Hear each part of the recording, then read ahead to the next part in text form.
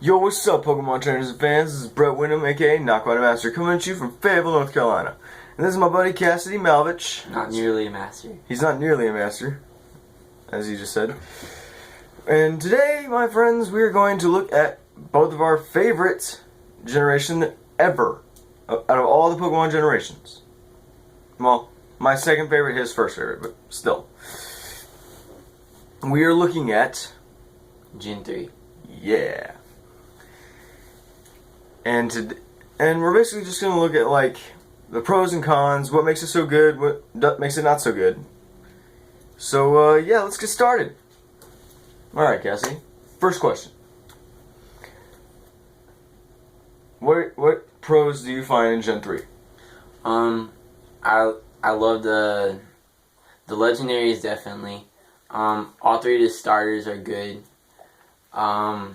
It has a really good storyline with Team Aqua and Team Magma. I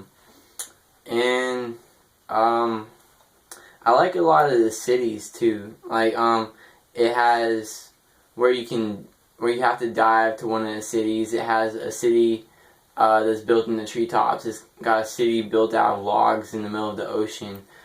It's got a lot of interesting, like, places in it. Yeah. So,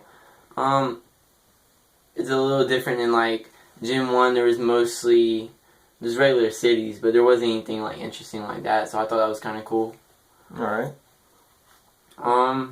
And it has a lot of good Pokemon as well. Like, most of my favorite Pokemon come from that generation. Alright, can you name a few? Just name 5. I mean, the starters are great. My favorite starter is Swampert. I like Manectric, which to me it seems like they kind of tried to copy it in the 4th generation with Luxray. But Manectric was awesome. I like Sableye. I just think he's cool, even though I wish he did have an evolution. Aggron is good. Kind of reminds me of Tyranitar. Not quite, but he's still an awesome Pokemon to have. And so how many is that? 4. I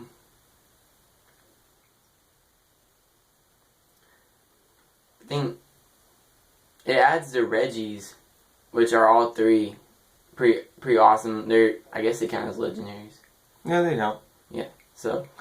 So what do you think of... Okay, now that you've gone with pros, let's go with cons. Do you have any complaints about Gen 3? The only thing I can really think of off the top of my head is that they don't have as many moves as the newer games.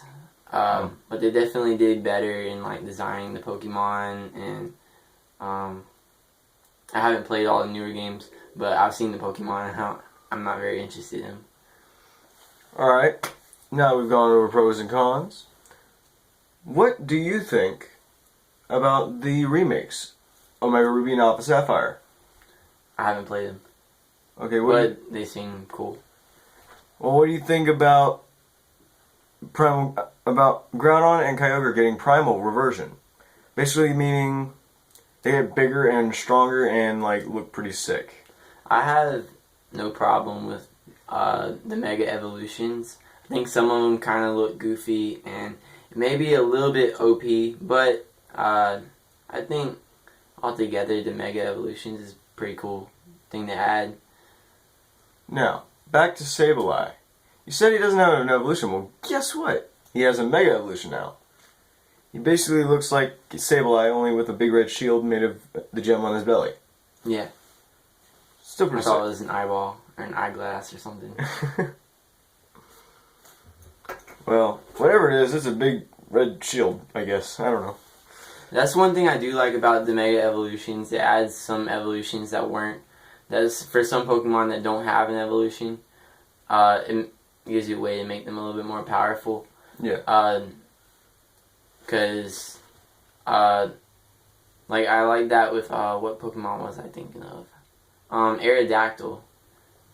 He's already a super powerful Pokemon, but goatee. but yeah, I mean, he looks cool. He has like facial rocks. Yeah, basically. And last but not least, out of all three, no, instead of going with all three of the titans of Gen 3, Groudon, Kyogre, and Rayquaza, I'm going to ask you what you think of Gen 4's Regigigas. I don't like Regigigas. You don't? It looks like he has moldy feet. And I can't really tell what type he's supposed to be. He's normal. Oh, yeah. Well, he doesn't... I mean, he may be super powerful, but I don't like the design of him. Oh, he's terrible in competitive play. Yeah, and I guess he's not strong either. I'll take his word for it. The only one... I do see another con in Gen 3 a little bit. I'm not as big of a fan of the fossil Pokemon that it brings out in Gen 3. But they are decent, but I'm not as big of a fan of them. Alright. And last but not least, which form of Deoxys would you say is your favorite? Probably the fence form, because he looks cool. He's like fat. It's kind of like Swampert. Like, he's kind of like that shape. I just think it looks cool.